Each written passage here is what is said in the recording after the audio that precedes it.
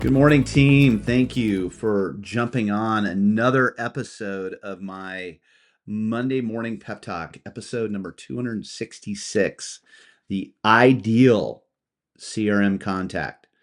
And on this 266th episode of my Monday morning pep talk, I'll dive into the key components of building the ideal individual contact within your CRM. Now, last week I shared insights about David Rockefeller's legendary Rolodex and how he meticulously tracked his interactions with index cards. Today, I'll modernize that approach by using AI to guide us on how to structure and optimize our CRM. Okay. So, specifically, I'll walk you through the results of this prompt I posted in Chat GPT. And here's what I prompted Chat. I said, I am a top producing real estate advisor and I just committed to a CRM. I want to build it correctly from the outset. Please outline the most important aspects of an individual contact within the CRM. My goal is to authentically and consistently stay in touch with my top 100 clients, engaging with them personally 7 to 10 times a year. Please use a bullet point format for clarity. So during this Monday morning pep talk, I'll share the powerful insights I uncovered through my conversations with ChatGPT and how they can transform the way you manage your relationships. But before I jump into today's call, I want to remind you of my professional purpose, and that is to help you, the full service, full fee advisor, optimize your productivity and help you become the best version of yourself. Why? Because happy advisors sell more real estate. And I do that by teaching you how to handle challenges and opportunities that you face every single day. Now, I know that when you can effectively manage those situations that do arise on a daily basis in your business, you will be more productive and you will live a life that reflects the best version of you. My ask is that you listen today to me as if we're in a one-on-one coaching call in my office or, we're on a phone call. So, here are the results of my conversation using the prompt I stated in the opening paragraph of this Monday morning pep talk. I will go line by line and give you my thoughts about each item that ChatGPT provided using my 17 years of using a database or CRM in all the businesses that I have built. I highly recommend I highly recommend following along with the podcast. Obviously, if you are looking at the transcript or seeing it on my email or on the blog site or on my website. Um, but I will be giving some details on the podcast more so than I will on the transcript. So, highly recommend you follow along with the audio. Okay. So here are the results. And so here's the core information of what chat says you need to have in a CRM contact. These are not going to surprise you. You need full name, first, last, and preferred nicknames, etc. Job title and company that they work at, phone number, both personal and work, email address, personal and work, and mailing address for cards or gifts. Okay. So the question I get a lot here is if there is a life partner involved, a spouse, where do you put that information? Well, most CRMs have individual contacts, okay? So allowing for just one person per contact. So you're probably in many cases going to set that up as a separate contact, but you'll want to put somewhere in the relationship details, that they are married to or have a life partner by, X name, right? And that's going to be somewhere in the notes or somewhere, denoted in the information that you have on the CRM. But first area, of course, we're all going to have that. We want to make sure that all of their information is correct. And let me tell you, one of the most important things that you can do, okay, is after a closing in your post-closing strategies is go in and update their mailing address. Okay. If they move from one property to the next, which Many, obviously most of your people will, if not all. Well, of course, all will, right? If you're selling the property they're in or helping them buy a new property, you need to update that mailing address. It's something that so many people forget to do. Okay. So, phone number, email address, mailing address, you want to make sure all of that information is correct. And then, what their company name is and the job that they have, et cetera. Those are important. And then we're going to get into relationship details. How do you know them? Okay. This is important. In the notes section, you want to make sure that you are tagging or whatever it is that you're in your sphere of influence, or you met them at a certain area. Anything that you can do in the notes, information that you can store that can provide further information later, or just jogging your mind if it's maybe not somebody that's deep in your top 100. But it's important that you state that. Important dates, of course, we want to recognize people on their birthdays, home anniversaries, wedding anniversaries, etc. And then milestone dates, right? If they got a position in a company or a promotion, what was the date that they got that promotion? So those important dates. All CRMs have this information where you can add important dates if they're not already there. Preferred communication method. I think that this is key. I think this is something that you're going to put in most CRMs in a tag, where they prefer to be emailed, phone calls, text messages, DMs, etc. That's a good form for a tag if there's not a form on your CRM to be able to add that. Okay.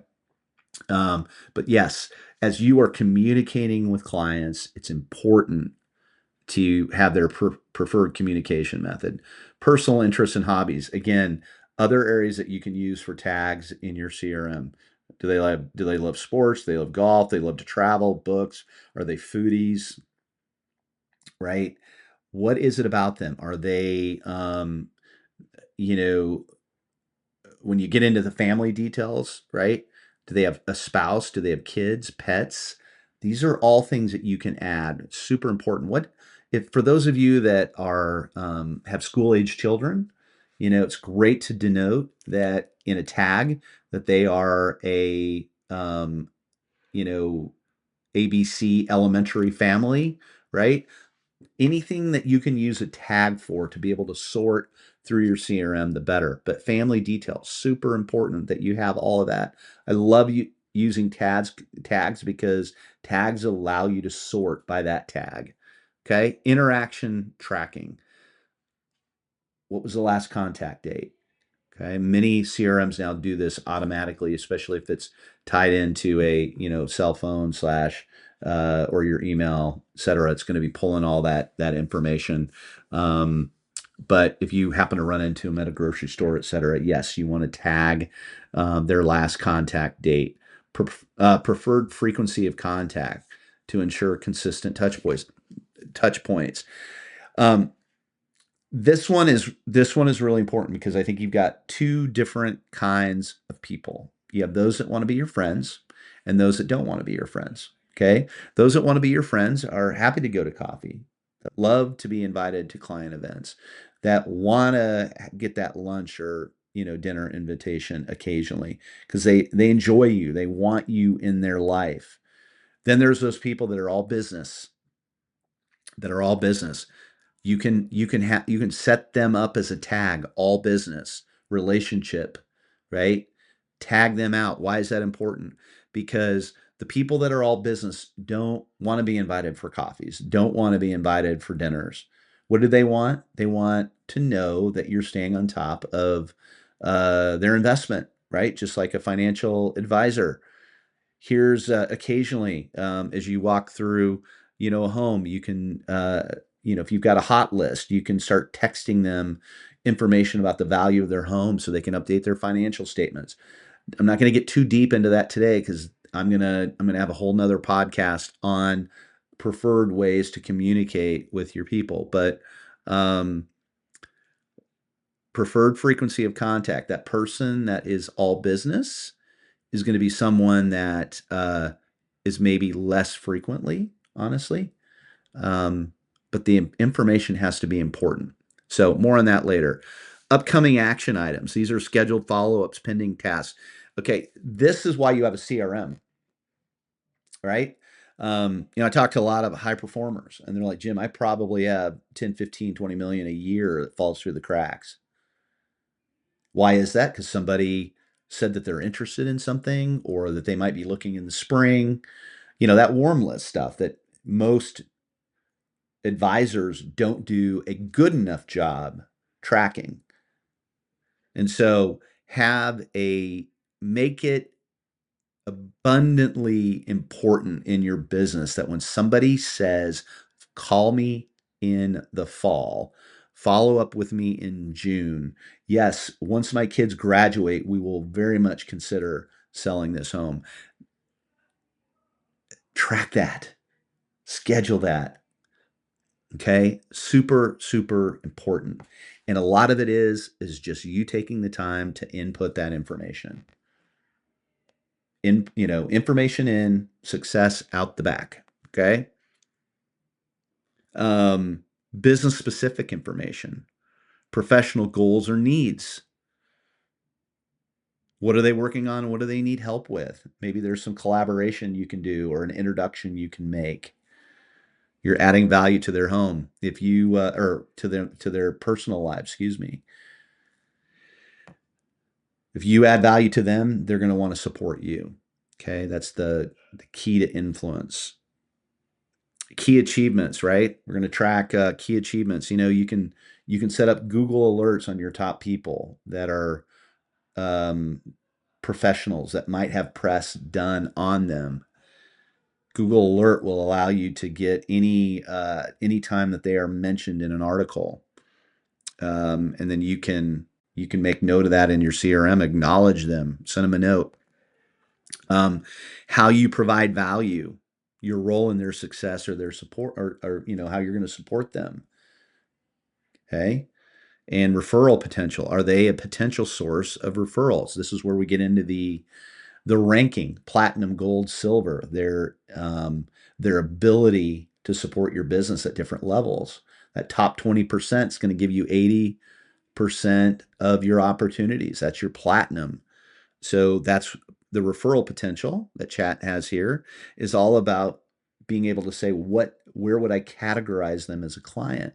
So that platinum, gold, silver is just something I've been using for 15 years. It's a American Express, moniker there that I've been using. You can use ABC. I don't care. I mean, but you wanna categorize each person in your CRM.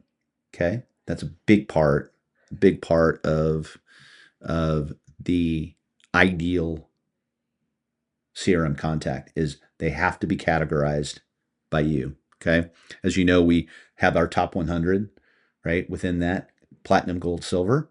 Then everybody else goes in another, what I call, it's that parking lot or, fringe client. Um, Super important to categorize them. And then sometimes that's going to be done in the form of a tag or a column that you can put them in. All right. So CRM automation and workflows, these tags and categories I was just talking about, top 100, referral partner, warm list, hot list, email marketing campaigns assigned, tag them. Are they in your email? Uh, are they in your, are you doing email marketing for them? Which, by the way, when we get into further down the line and how to interact with someone, email marketing, just so you know, has a better ROI than social media marketing. Yes, that's true. More on that later.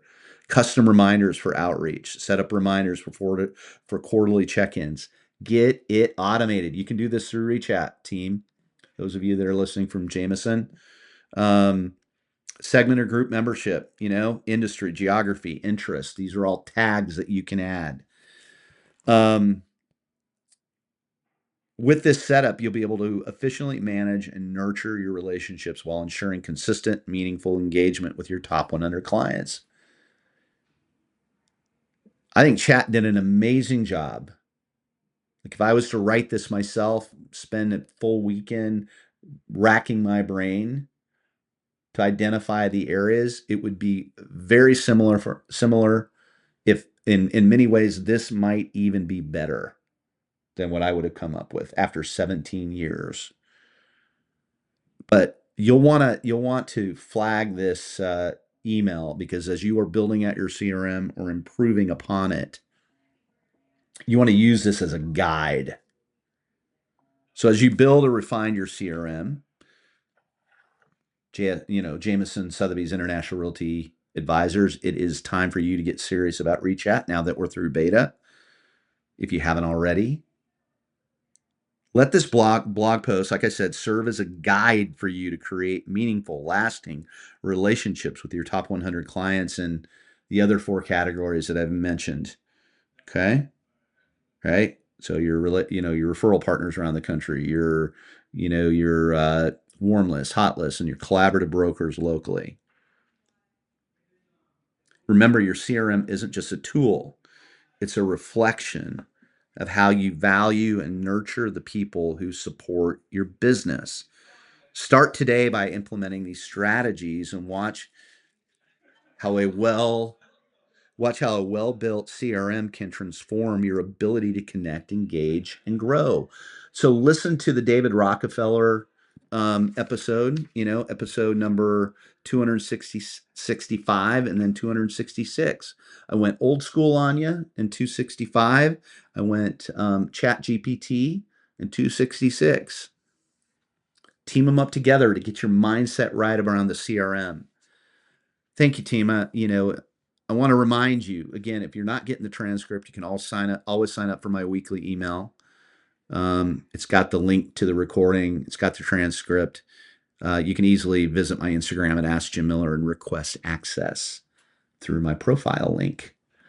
I appreciate you guys.